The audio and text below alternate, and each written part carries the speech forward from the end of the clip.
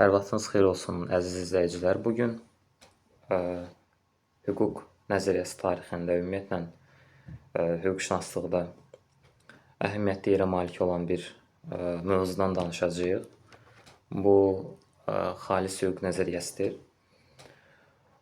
Təbii ki, xalis hüquq nəzəriyyəsindən danışarkən ümumilikdə hüquq fəlsəfəsinin və hüquq nəzəriyyəsinin çeşidli mövzularına istinad etmək gərəklidir. Ona görə də bugünkü söhbətimiz bir qədər əhatəli alına bilər. Xalis hüquq nəzəriyyəsinin banisi görkəmli Avstriyalı hüquqşünas Hans Kelsendir. Təbii ki, bu nəzəriyyənin onun tərəfindən formalaşdırılmasının müəyyən tarixi konteksti və coğrafi konteksti vardır və biz bu videoda həm coğrafi kontekstlərə, həm də ki, tarixi, siyasi kontekstlərə, eyni zamanda elmin özünün inkişaf istiqamətlərinə, xüsusilə 19-cu əsrin ikinci yarısından və 20-ci əsrin birinci yarısından özünü göstərməyə başlayan və kifayət qədər möhkəmlənən elmi tendensiyalara nəzər yetirməli olacaq. Hansı ki, bu elmi tendensiyalar hüquqşünaslıqdan da yan keçməmişdi və çeşidli hüquq nəzəriyyələrində özünü göstərmişdi. Bildiyiniz kimi, Hans Kelsen'in müxtəlif hüquq sahələrinə əsr olunmuş əsərləri bizə məlumdur. Bu beynəlxalq hüquqa aiddir, hüquq nəzəriyyəsinin digər ayrı-ayrı sahələrinə aiddir. Lakin bu mövzunun əhatə dairəsi, yəni bugünkü mövzunun əhatə dairəsi əsasən onun xalis hüquq nəzəriyyəsinə həsr olunacaq və bu nəzəriyyənin pozitivizmin məntiqi, tarixi davamı olaraq necə ortaya çıxması, hüquq nəzəriyyəsinə hansı töhfələri verməsi və belə deyək, hansı iki dünya görüşü arasında qarşıdurma şəraitində meydana gəlməsi barədə söhbət eləyəcəyik. Təbii ki, pozitivist hüququn adı birinci növbədə burada çəkilməlidir. 19-cu əsrin ikinci yarısından etibarən artıq pozitivizmin özü yüksəlməyə başladı. Bu təkcə hüquqşünaslıqda özünü göstərmirdi, elmin digər bütün sahələrində özünü göstərirdi və o cümlədən də hüquqşünaslığa öz təsirini göstərmişdi. Belə ki, pozitivizmin əsas mahiyyəti ondan ibarət idi ki, elmin özünü, elmi anlayışların özünü elmdən kənar olan digər anlayış və təsirlərdən təmizləmək.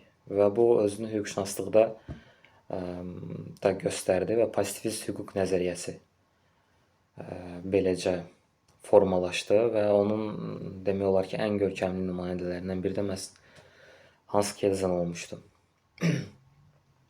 Burada təbii ki, pozitivist hüquq nəzəriyyəsindən danışarkən onunla qarşıdurmada olan, belə deyək, və pozitivist hüququn özünün bir növ hədəf olaraq gördüyü naturalist hüquq nəzəriyyəsinin də adını qeyd etmək gərəklidir. Çünki məhz naturalist hüquq yanaşması, yəni Azərbaycan dilində desək, təbii hüquq nəzəriyyəsi hüquq normalarını daha çox digər dəyərli anlayışlarla yanaşı, onlarla iç-içə və onlardan müstəqil şəkildə götürmürdü. Yəni onlarla bərabər götürürdü, onlarla sıx əlaqədə götürürdü. Və bu baxımdan təbii ki, biz dəyərli anlayışları və mədəni anlayışları fərqləndirsək, hüquq bir qədər daha çox mədəni anlayışlar sırasına daxil olur, nəinki dəyərli anlayışlar. Çünki dəyərli anlayışlara biz aid eləyə bilərik əxlaqı, adət normalarını və çeşidli bunların, belə deyək də, yan normalarını. Amma hüquq normaları və yaxud da digər buna bənzər formada götürsək, siyasi normaları, hətta incəsənətdən irəli gələn estetik normaları, bunlar daha çox mədəni anlayışlardır. Yəni mədəni anlayışlar dedikdə biz burada təbii ki, insan əli ilə və sırf insan ağlı ilə yaradılmış sosial normalar sistemindən danışırıq.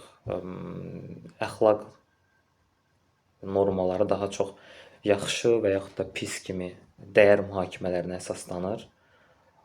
Amma hüquq sistemi üçün biz bunu yaxşı və yaxud da pis, yaxud ayıb, qeyri-ayıb şəklində ayıra bilmirik. Çünki hüquq normalarının əsas, belə deyək, təyinatı yalnız ədalətdən ibarətdir. Təbii ki, digər yan şeylər də var. Təkcə yalnız ədalətlə yekunlaşmır. Onun çeşitli funksiyaları var. İnsanın daxilinə təsir göstərməsi, zahirinə təsir göstərməsi. Bunları təbii ki, irəliləyən zamanlarda digər mövzuların müzakirəsində bunlar barədə bəhs edə bilərik. Amma sırf bugünkü kontekstdən yanaşdıqda hüququn normaları 19-cu əsrin ikinci yarısına qədər və 20-ci əsrin əvvəllərinə qədər daha çox əhatə olunurdu. Dini normalarla, əxlaq normaları ilə və digər bu kimi özündə dəyər ehtiva edən normaları. Və yeri gəlmişkən biz burada dəyərlərin özünü də fərqləndirməliyik ki, dəyərlər deyəndə nə nəzərdə tutulur? Dəyərlər ortaq inanışlardır. Yəni burada konkret olaraq bu dəyərlər məqsədyönlü şəkildə yaradılmır. Çeşitli istisnalar ola bilər, amma əsasən məqsədyönlü şəkildə yaradılmır.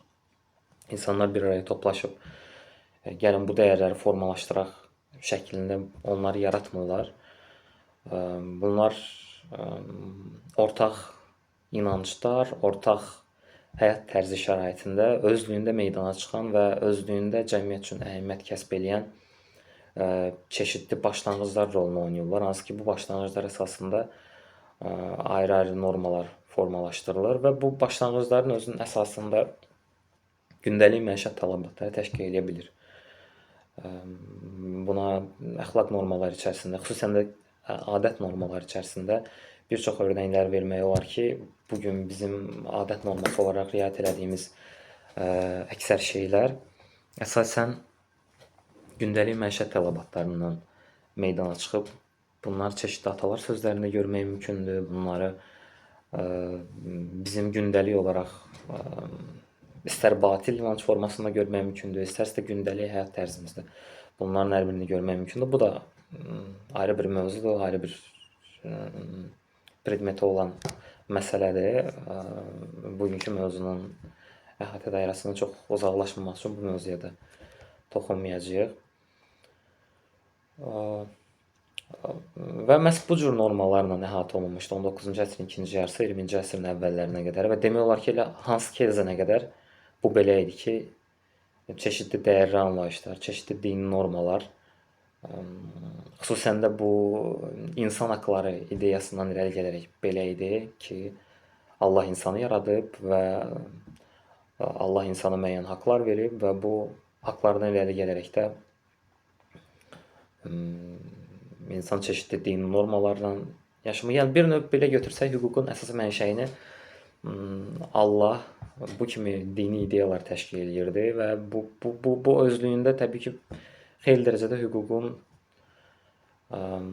mücərrədləşməsi demək idi. Yəni naturalist fəlsəfənin baxışına görə müəyyən dəyişməz qanunlar var. Hətta müəyyən baxışlara görə Allahın özü də o qanunları dəyişdirə bilməz və insanların özlərinin yaratdıqları hüquq normaları da məhz bu qanunlar çərçivəsindən kənara çıxa bilməz. İnsan ağlı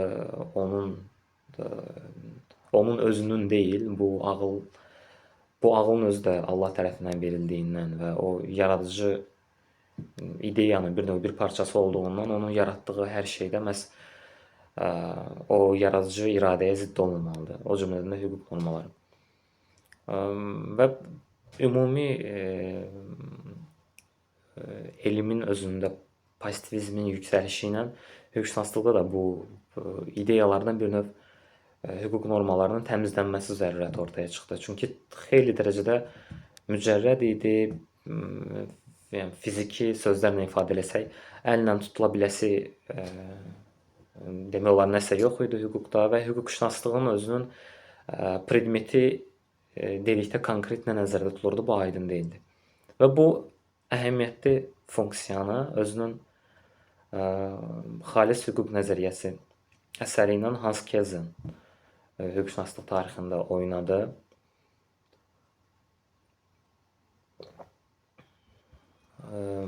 Və təbii ki, bu əsər eyni zamanda pozitivizmin 20-ci əsrdəki davamı olan normativizm cərəyanının əsas əsəri hesab olunur. Çünki məsələ ondan ibarət idi ki, Hans Kelsen digər bütün o sosial məsələləri bir növ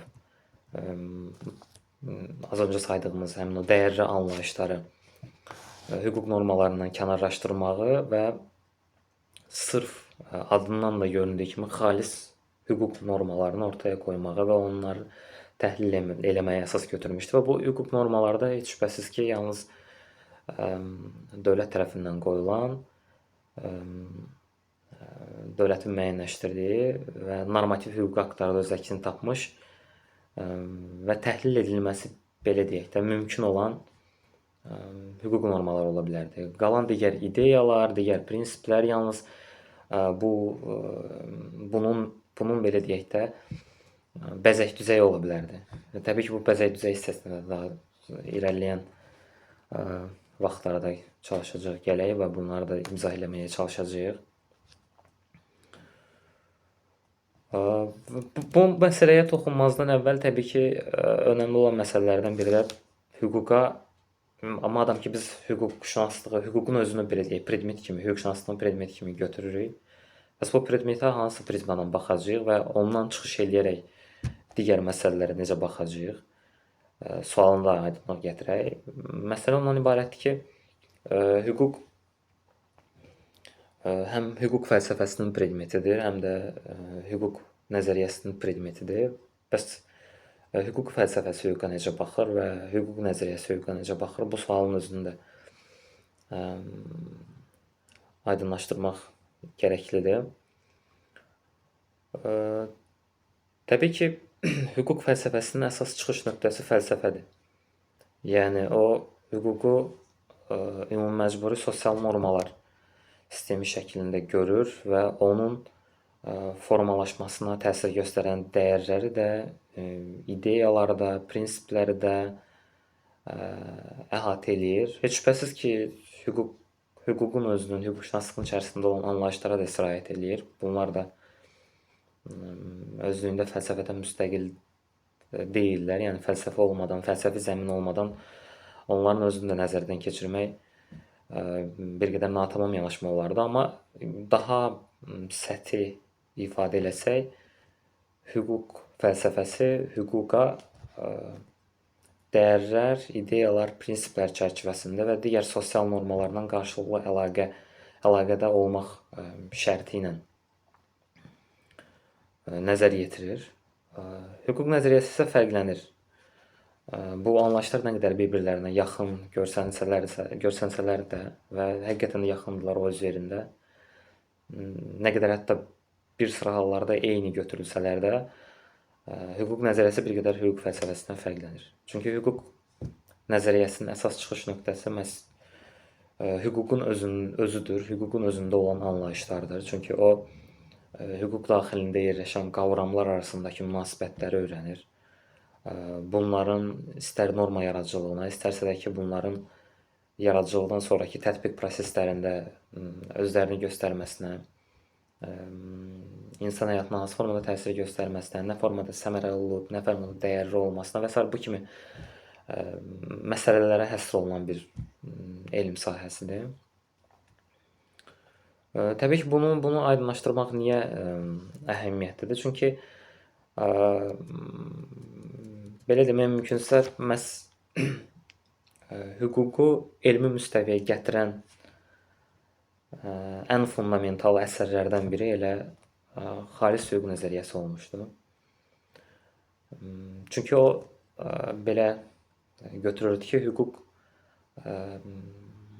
hüquqşünaslıqda nəzərdən keçirilən o predmet saf götürülməlidir. Digər sosial normalarla qarşılıqlı əlaqəsi o artıq başqa mövzudur. Yəni bu sosiologiyanın mövzusu ola bilər, hüquq fəlsəfəsinin mövzusu ola bilər, amma hüquqşünaslığın özünün predmeti saf olmalıdır. Təbii ki, Kelzana görə bu belədir, Hans Kelzana görə, onun baxışlarına görə bu belədir. Saf olmalıdır, digər bütün sosial normalardan təmizlənməlidir. Hər hansısa bir mücərrəd dəyərlər daxilində götürülməməlidir. Və hüquq fəlsəfəsi ilə, belə deyək, hüquq nəzəriyyəsindən, lakin burada başqa bir müqayisəsini təqdim etmək olar. Çünki Hans Kelzenin baxışına görə, az öncə dedik ki, hüquq fəlsəfəsi hüquqa daha çox kənardan baxırsa, hüquq nəzəriyyəsi hüququn özünü istinad nöqtəsi olaraq götürüb hüquq anlayışlarını nəzərə yetirir. Amma digər görkəmli hüquqşünas alim Kemal Gözler'in belə bir yanaşması var ki, hüquq nəzəriyyəsi sanki bir stəkandır. Onun forması bəllidir, onun materialı bəllidir, onun fəzada tutduğu yer bəllidir, hansı təyinatla istifadə olunur, o bəllidir. Yəni çeşidli belə xassələr var, amma o hüquq stəkanının içərisinə, o belə deyək, həmin materialın içərisinə biz hansı maddəni tökəcəyik, nə qatacağıq, hansı mayeni tökəcəyik, bu bizim yanaşmamızdan və seçimimizdən xeyli dərəcə asılıdır. Biz onun içərisinə su da əlavə edə bilərik, biz onun içərisinə şərab da əlavə edə bilərik, biz onun içərisinə zəhər də əlavə edə bilərik. Və burada hüquq nəzəriyyəsinin bu baxımdan həmin stəkanla paralel analogiya yaparsaq, onun əsas funksiyası ondan ibarətdir ki, sadəcə o içinə yerləşdirilmiş həmin o maddəni saxlasın, onun dağılmasının qarşısını alsın, onu yararlı hala gətirsin. Yəni insan onu içib zəhərlənəcək, insan onu içib sərxoş olacaq, insan onu içəcək, sadəcə maye ehtiyacını qarşılayacaq. Bu, belə deyək də, həmin o stəkana maraqlı deyil. Bu da başqa bir maraqlı yanaşmadır. Və bu baxımdan paralel aparsaq, elə Hans Kelzenin xalis hüquq nəzəriyyəsi bir növ buna bənzər ki, yəni onun içərisində nə doldurulur, necə doldurulur, bu artıq hüquqşünaslığın predmeti ola bilməz. Hüquqşünaslıq bunu istəsə də müəyyənləşdirə bilməz, çünki hüquq yaradıcının, yəni qanunvericinin, o hakim siyasi iradənin niyyəti o qədər də bilinən bir şey deyil. Doğrudur, onun niyyətini müəyyənləşdirməyə girişən çeşidli baxışlar var. Orijinalizmi buna örnək göstərə bilərik, lakin bu da yəni ayrı bir müzakirə mövzusu olduğundan bunu indiki mövzuya sıxışdırmaq bir qədər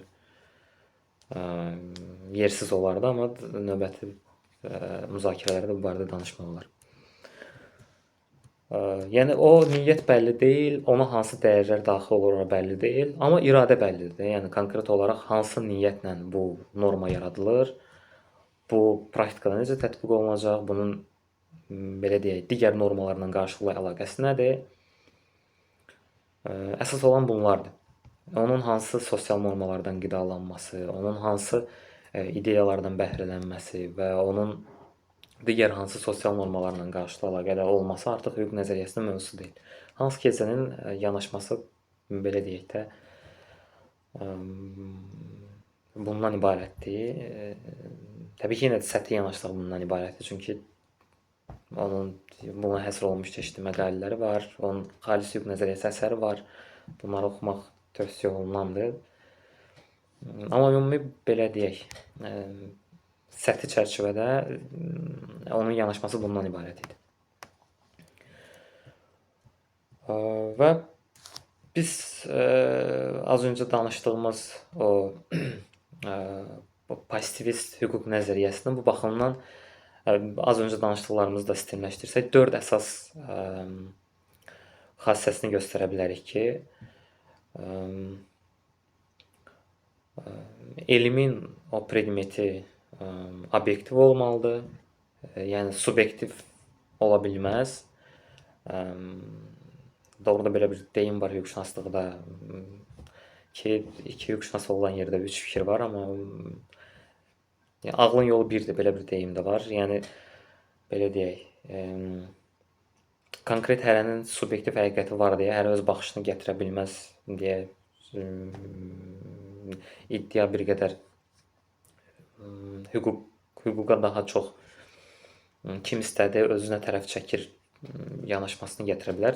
Təbii ki, subyektiv yanaşmanın öz yeri var və xüsusən də hüquqşünaslıq bu baxımdan digər elm sahələrindən fərqlənir.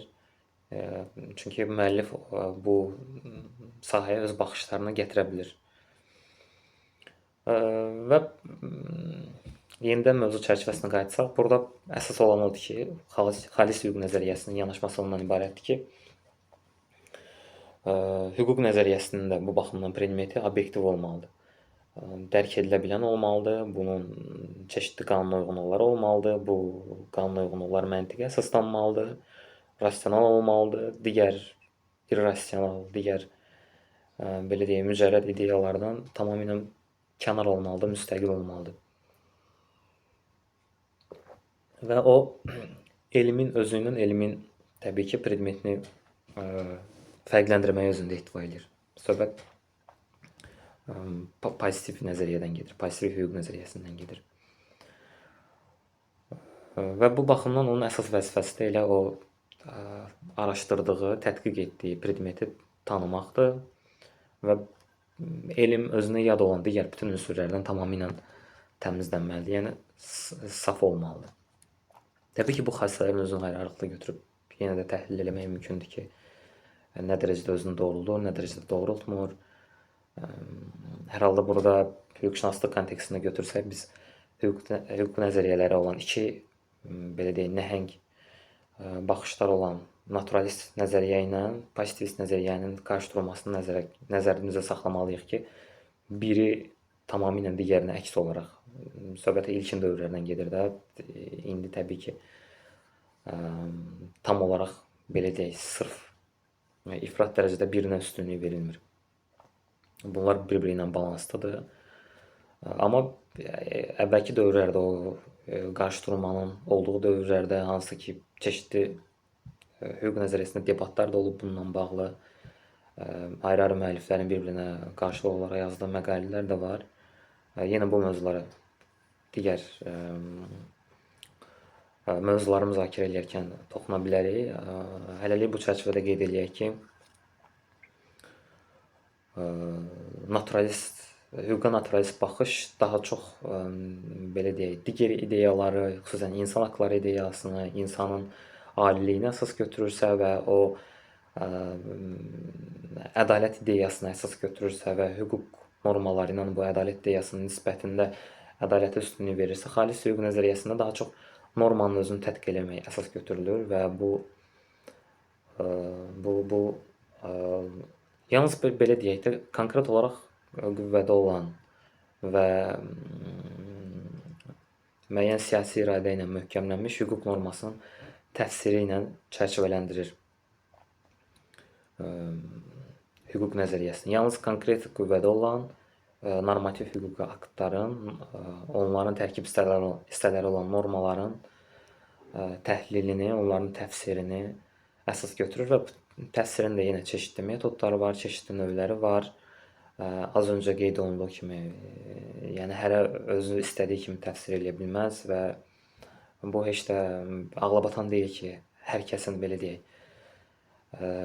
özünün subyektiv yanaşması ilə məna çıxarması və həmin mənaya uyğun hərəkət eləməsi hüquqa uyğundur. Kontekst nəzərə alınmalıdır və həmin hüquq normasının hansı şəraitdə qəbul olunduğu nəzərə alınmalı. Digər çeşidli şeylər var. Bunların özü deyəndə bugünkü mövzudan kənara çıxdığından bu müzakirədə onların hamısını əhatə edə bilməyəcəyik. Bəs Hans Kelsen özünün qidalandığı o fəlsəfi baxışlar nələrdən ibarət edir? Çünki aydın məsələdir ki, heç nə öz-özlüyündə birdən-birə olmur. Hər bir fəaliyyətin, bura intellektual fəaliyyət daxildir, müəyyən zəmini vardır ki, bu zəmindən müəllif qidalanır.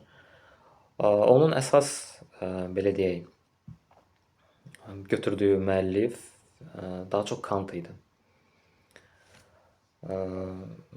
Və burada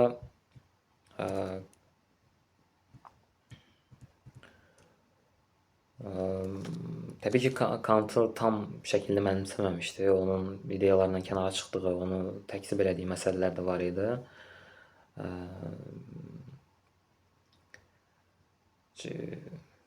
Amma əsas mahiyyət etibarından ondan ibarət ki, Kantın o saf ağıl ideyasını bir növ elə əsas götürüb özünün əsas belə deyək xətti olaraq qəbul eləmişdi. Yenə onun bir digər maraqlı münasibət göstərdiyi məsələlərdən biri də fiksionalizm nəzəriyyəsi idi. Görkəmli Alman filosofu Hans Weihingerin nəzəriyyəsi olan fiksionalizm nəzəriyyəsi çeşidli fiksiyalar, yəni uydurmalar ilə, yəni fiction ingilis dilində aydın olduğu kimi, eyni zamanda fiktio latın dilində də uydurma, şəkil vermə mənalarına gəlir. Və Hans Weihingerin də bu, onun belə deyək, bu ideyanı sistemləşdirərək elmi müstəviyə gətirməsi fiksionalizm adlandı və fiksiyaların mahiyyəti nədən ibarət idi və yeri gəlmişkən hüquqda da, hüquqşünaslıqda da fiksiyaların müəyyən rolu vardır. Bu ondan ibarət idi ki, konkret olaraq, faktiki olaraq reallıqda mövcud olmayan anlayışların sırf elmi məqsədə uyğunluq baxımından varmış kimi, real bir anlayış imiş kimi nəzəriyyəyə gətirilməsi. Bu təbii ki, fəlsəfə üçün önəmlidir. Mücərrədləşdirmə vacibdir. Təbii ki, ətraf aləmdə olan şeylər bizim zehnimizdə əks olunur və biz həmin şeyləri öz zehnimizdə belə deyək, hər dəfə yenidən canlandırırıq. Yenə də örnək stəkandan verək. Stəkanı təsəvvür edirik ki, biz o hansı formadadır. Konkret olaraq bizim qarşımızda stəkan olmasa belə, artıq bizim yanımızda stəkan deyiləndə biz bilirik ki, onun hansı forması var, onun bərkliyi necədir, o hansı məqsəd üçün istifadə olunub. Burada təbii ki, müəyyən yaxınlıq var Kantın fenomenlər və noumenlər anlayışlarına. Çünki Kant bildirir ki, insanlar əşyaların yalnız onların zehnində görünən, yəni fenomenlər dediyimiz formada dərk eləyə bilirlər. Yəni insanlar hər bir əşyanı, hər bir nəsnəni, hər bir mövcudluğu yalnız onların zehnində necədirsə, onların xatirində necədirsə və yaxud da heç xatirində olmasa belə fiziki olaraq gördükdə nə cür görürlərsə, onların zehnində o formada canlanır. Yəni, məsələn, qara rəng deyəndə bizim zehnimizdə hansı forma canlanır? Bu, artıq bizim zehnimizin fəaliyyətidir. Kant bildirir ki, bununla belə insan zehnindən müstəqil şəkildə hər bir əşyanın özündə şey olaraq mahiyyəti vardır və bu özündə şey dərk olunan deyil. İnsan bunu dərk eləyə bilməz. Yalnız onun bilikləri hansı çərçivədədirsə, onun müşahidələri hansı çərçivədədirsə, əşyaları yalnız bu formada dərk eləyə bilər. Fiksionalizm belə deyək də, çıxış nöqtəsi olaraq təbii ki, bunu götürmürdü, amma bunun izah ediciliyi baxımından qeyd edə bilərik ki, biz zehnimizdə müəyyən çeşidli şeylər yaratmaq iqtidarına malikik və bu xüsusilə də hüquq nəzəriyyəsinin özünü göstərə bilir. Çeşidli qanunvericilik aktlarında örnəkləri də var.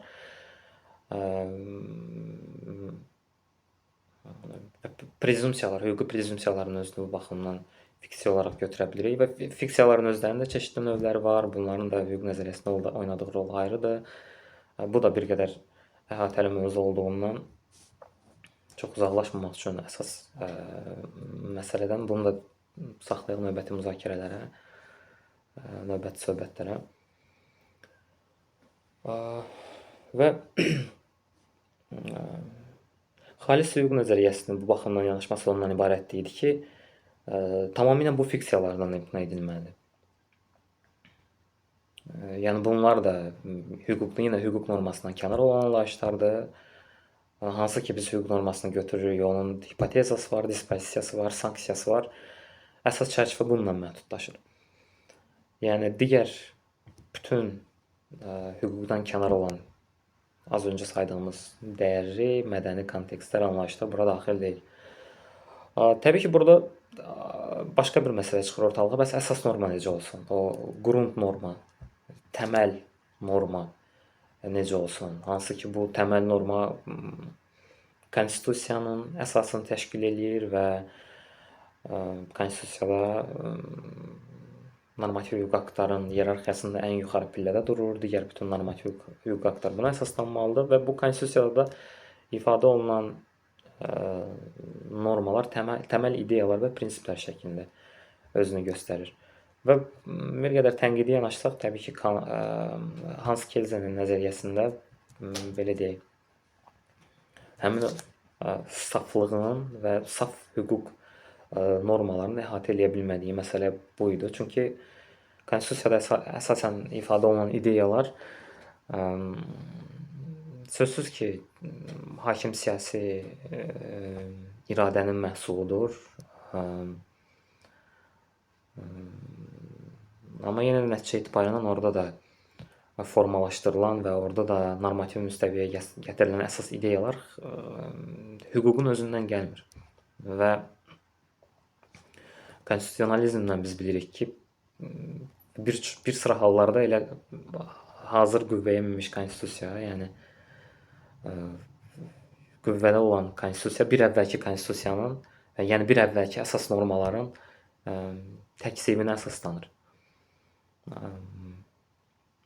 Yəni bu baxımdan onun qidalandığı məsələlər xeyli dərəcədə hüquqdan kənar olur.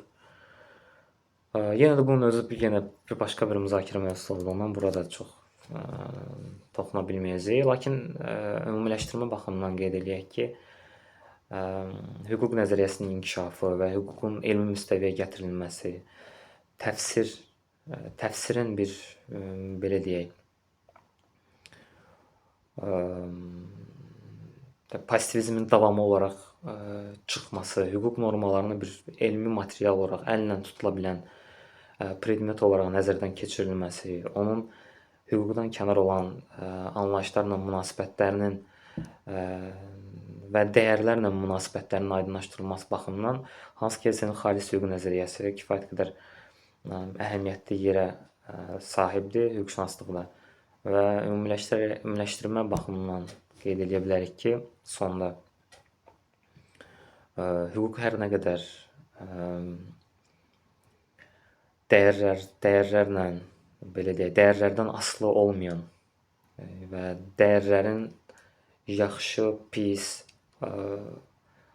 ayıb, vicdanlı, vicdansız kimi mühakimələrindən asılı olmayan anlayış və normalar sistemi olsa da, xeyli dərəcədə bu dəyərlərlə sıx əlaqəlidir və bu dəyərlər bu və ya digər şəkildə norma yaratmada və yaxud da eyni zamanda tətbiqdə özünü göstərirlər və bunlardan tamamilə qoparıla bilinən deyildir. O ki qaldı dəyərlərlə yenə hüquq normalarının münasibəti, bu dəyərlərin hüquqa hansı formada təsir göstərməsi, yenə hüquq nəzəriyyəsi tarixində məşhur debat, hansı ki, yenə görkəmli hüquq alimləri Hart və Fuller arasında çeşitli məqalələrin yazılması yolu ilə bu həyata keçirilir. Bunun özü də yenə ayrı bir mövzu olduğundan növbəti müzakirələrdə buna toxuna bilərik. Rəylərdə fikirlərinizi bildirə bilərsiniz. Sona qədər dinlədiyiniz üçün təşəkkürlər. Bəyənib kanala abunə ola bilərsiniz. Və bu, belə deyək, bugünkü mövzu üçün maraqlı bir mənbə yerləşdirirəm yenə videonun aşağı hissəsinə, oradan onunla da tanış ola bilərsiniz və eyni zamanda özümün e-mail hesabında aşağıda qeyd edəcəm. Orada maraqlı təkliflərinizi, rəylərinizi və eyni zamanda tənqidi mülahizələrinizi bildirə bilərsiniz. Çox sağ olun.